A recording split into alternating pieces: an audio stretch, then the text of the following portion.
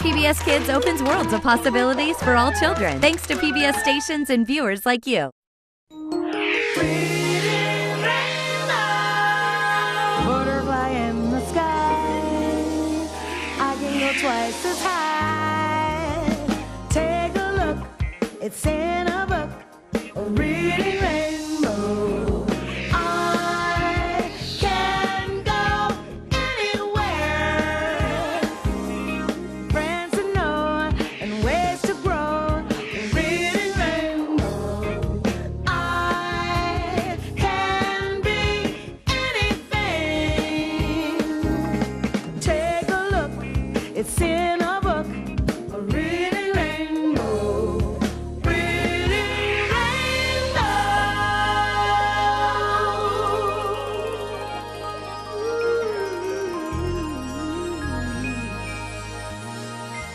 Aye, we're up at the crack of dawn to spend a day at the beach. But we're not going swimming or sunbathing. We're going treasure hunting. Come on.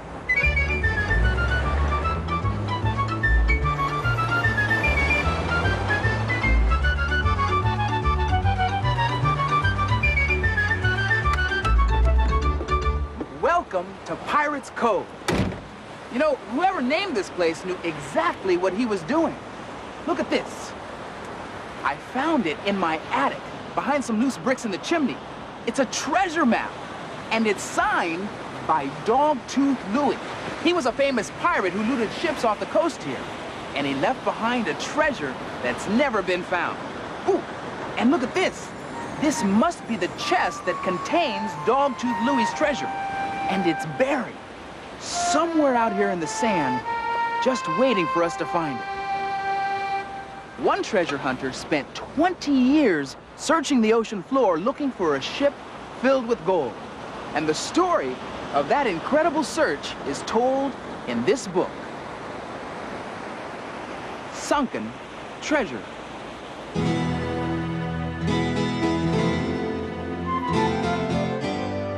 Sunken Treasure by Gail Gibbons.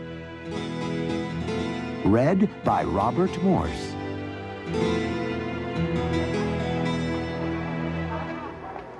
It is 1622. The Atocha is a Spanish treasure ship, laden with gold, jewels, silver bars, and thousands of coins. As the ship nears Florida, a hurricane gathers strength. Wind rips at the Atocha's sails. Suddenly, a huge wave lifts the ship and throws it against a reef. The hull breaks open, and the Atocha sinks beneath the waves. All but 5 aboard drown. Spain wants its treasure back. Search ships are sent out, but the Atocha cannot be found. Hundreds of years go by. The Atocha is almost forgotten. In the early 1960s, a man named Mel Fisher reads about the Atocha.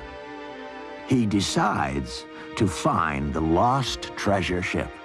He takes search boats to where it is believed the Atocha went down. The boats are fitted with modern equipment for exploring the ocean bottom. When the instruments register a hit, divers go down to investigate. Large, elbow-shaped pipes, called mailboxes, are swung into place. The mailboxes are Mel Fisher's invention.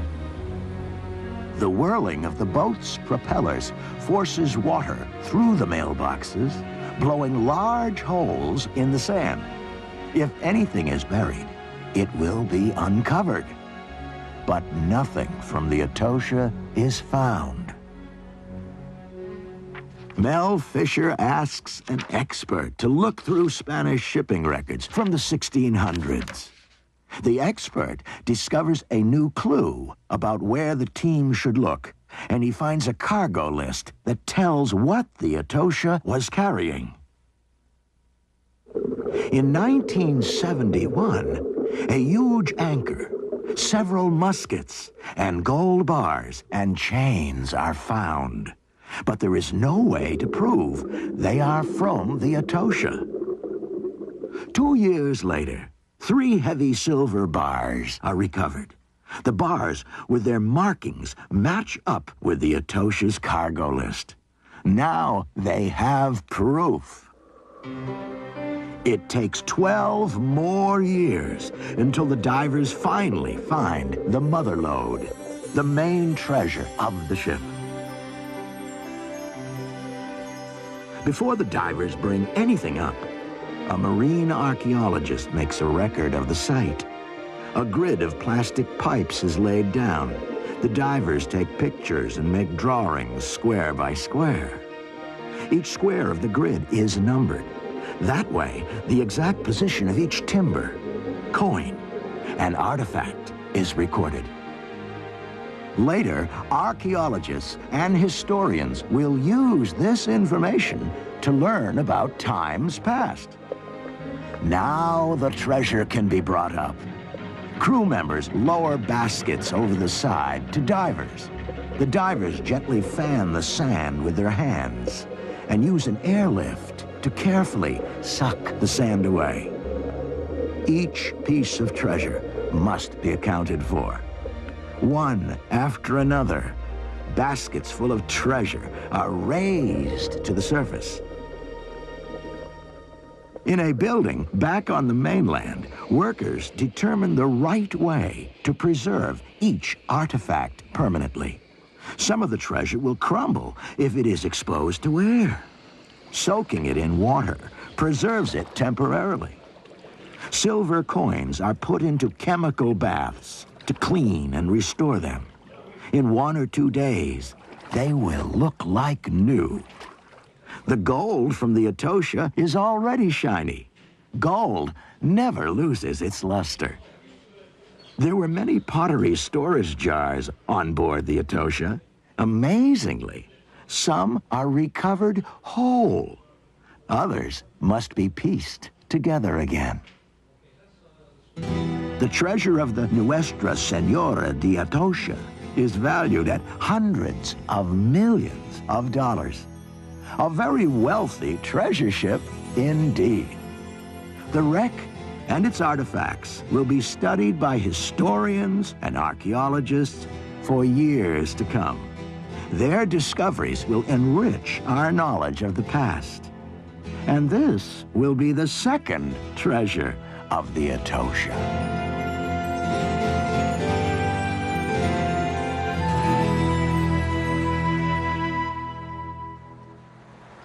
The discovery of the Atocha was big news all over the world.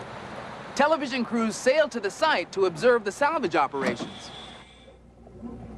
And what they saw was fascinating. Divers working as a team on the ocean floor. They fit the plastic pipes together to make the grid.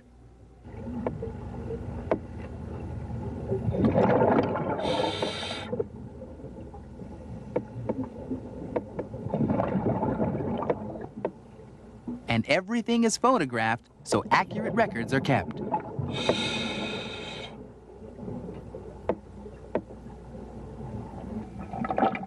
A metal detector is used as the divers search for clues leading them to the Atocha's cargo. This diver uncovers a surprise. A spoon, probably from the ship's kitchen.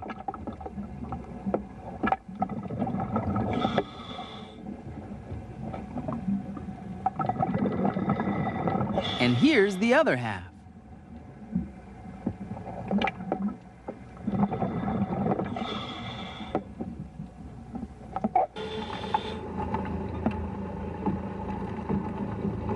The airlift and mailboxes clear the way for the diver's search.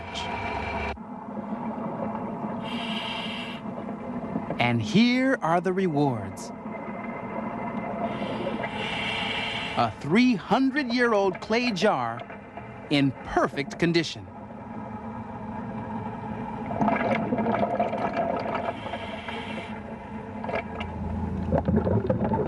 Thousands of silver coins buried in the wreckage.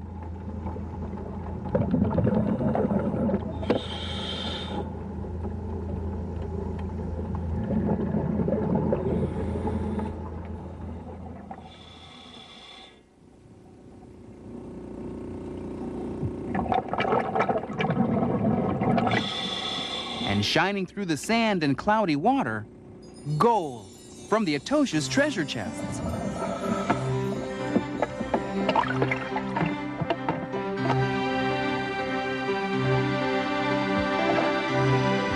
It's been 15 years of hard work, but the Atocha's treasure has finally come to the surface.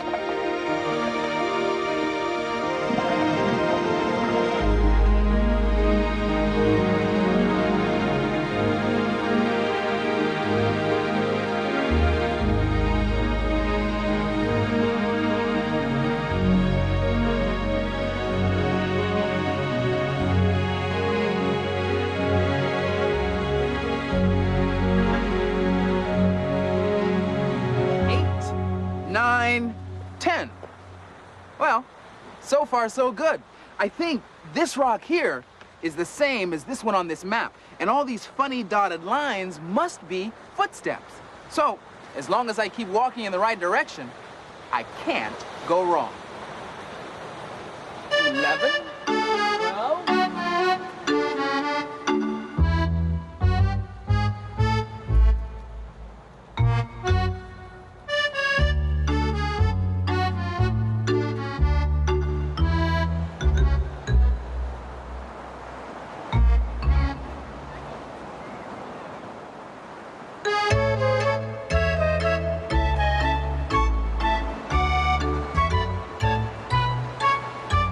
$197, $198, $199, $200. Well, I'm almost there. The chest is buried in the sand just up ahead. Okay, turn right and walk 10 paces. 1, 2, 3, 4, 5, 6. Uh-oh.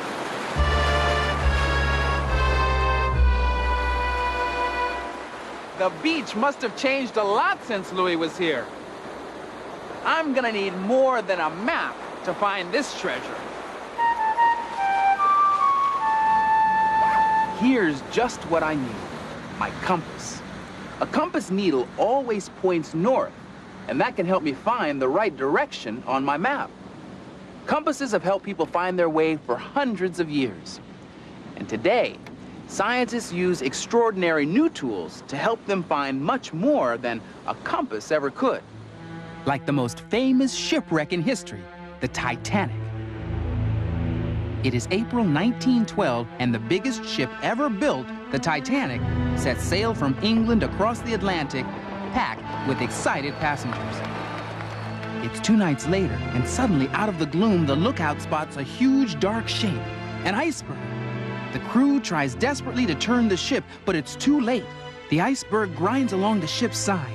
Water pours into the lower decks. The impossible has happened. The Titanic is sinking. Passengers fill the lifeboats, but there aren't enough. The Titanic disappears into the icy deep with over 1,000 people still on board. 73 years later, Dr. Robert Ballard, an underwater scientist and explorer at Woods Hole Oceanographic Institution, sets out to follow his lifelong dream, to find the Titanic. To mount an expedition, it takes all kinds of people with all sorts of skills.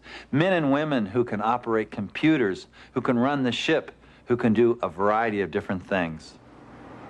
We went out first, and we searched, and we didn't find anything. We covered most of the area, and we didn't find a single object that suggested that we were even close to the Titanic. And then we went out a few weeks later with my robot, Argo. And Argo has a series of cameras on it and sonars on it, and you put it down deep in the ocean on a cable, and you tow it behind the ship sort of like a kite, but upside down. And the images that the cameras see are transmitted up the cable and displayed in our control room. We've been searching for 60 days, and we were down to our last 4 days, so I was starting to panic. And then all of a sudden came into view the debris, and the first recognizable thing we saw was the boiler, one of the big boilers from the Titanic. And it was a very exciting moment. We all were jumping up and down like kids, because we really are kids. Well, once we had found the boiler and we began moving up to where we thought the Titanic was, it showed up on our sonar as a big, big shadow. So we came in very, very high above the ship. We turned on our black and white cameras, and up on the screen came the image of the bow. Looking straight down, you can see the auxiliary anchor. You could see the crow's nest had fallen over and laying onto the bridge, and beneath the crow's nest and mast, you could see two big cranes folded into the forecastle. And then you could actually look down inside some of the cargo openings, because the hatches had blown off as the ship had gone to the bottom, and you could gaze down inside the interior of the Titanic. Well, since we found the Titanic so late in our 1985 search, we had only a few days to really explore it. And so when we left, I felt a sense of incompleteness, that I hadn't really got to know the ship and got to explore it as much as I wanted to, particularly because I wanted to go inside the Titanic and see what was inside the ship. To do what I really wanted to do, I had to come back to Woods Hole and build a new robot. And the name of that robot was Jason Jr., or JJ.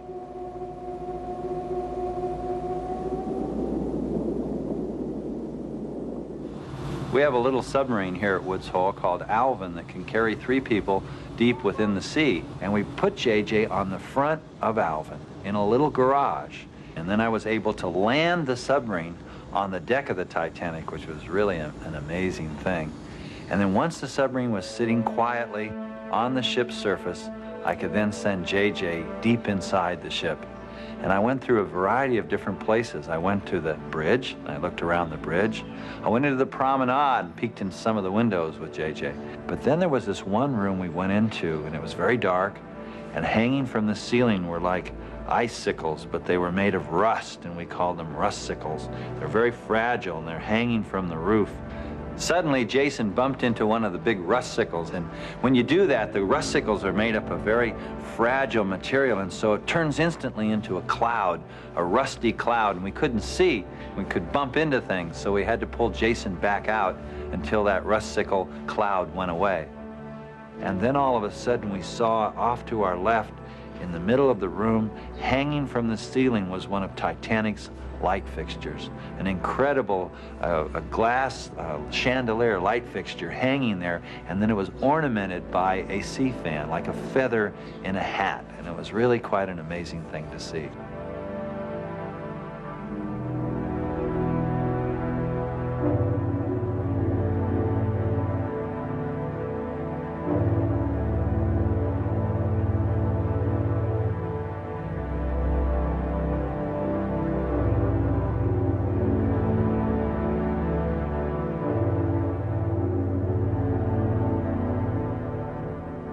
We never took anything from the Titanic, but we left something behind to commemorate all those that had died on the ship, and requesting that the ship be left in peace. So we put a beautiful bronze plaque on the stern of the ship, and it's still down there today. I think everyone is born a scientist. Every person that comes onto the planet begins as a scientist. They want to know why they're here. They want to know what the Earth is all about. And as a child, I was always curious. I wanted to know the answers to everything. And I've continued to ask questions, and what's so beautiful about it, you can find answers.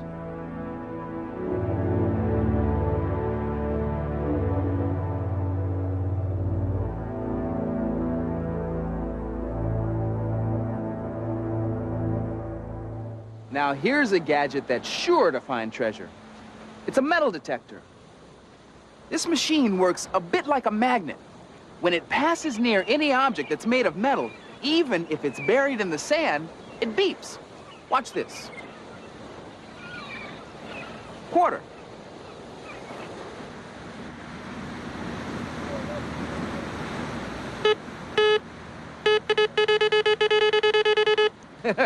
It works. Now let's see if we can find that treasure.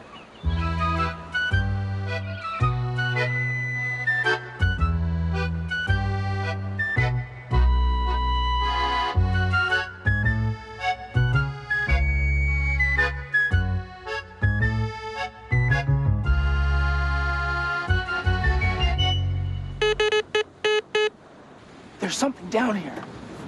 Oh, I feel it. And it's heavy. It's a bucket. It's not exactly a treasure, is it? You know, I think this could take some time. So while I keep looking, you can go on your own treasure hunt. I know a place where everywhere you look, you're bound to strike gold. And here are 3 gems that are just waiting to be dug out of your local library or bookstore. But you don't have to take my word for it. Take a deep breath, grab your fins, mask, and snorkel, because you're coming with me, Ravi, on an underwater exploration of the sea. It all begins in this book called What's in the Deep. This book is a little different.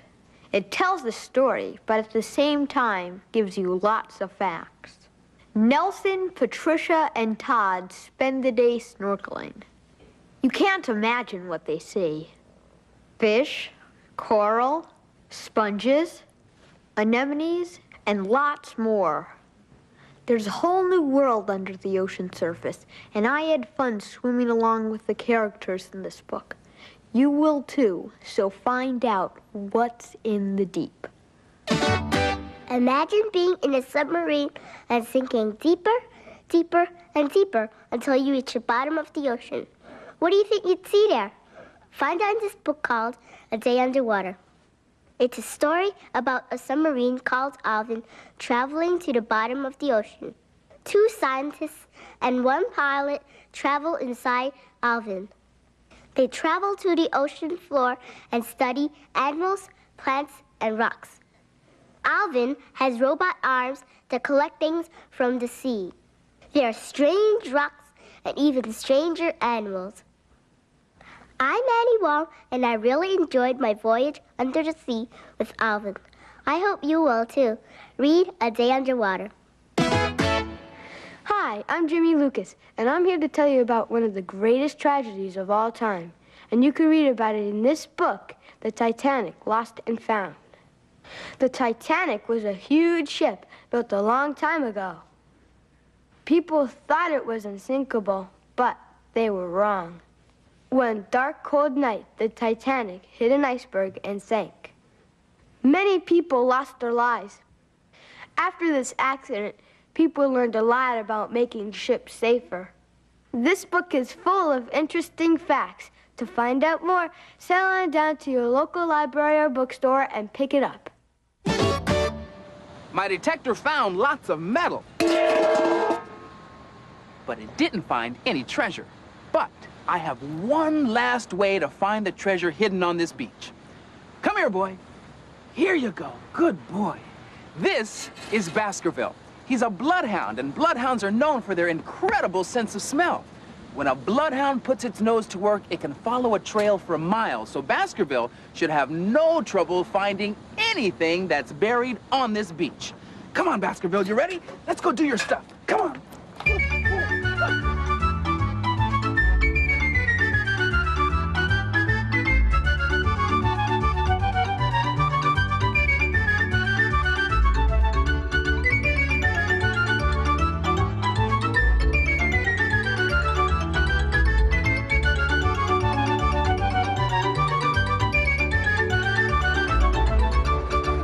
Let's find it.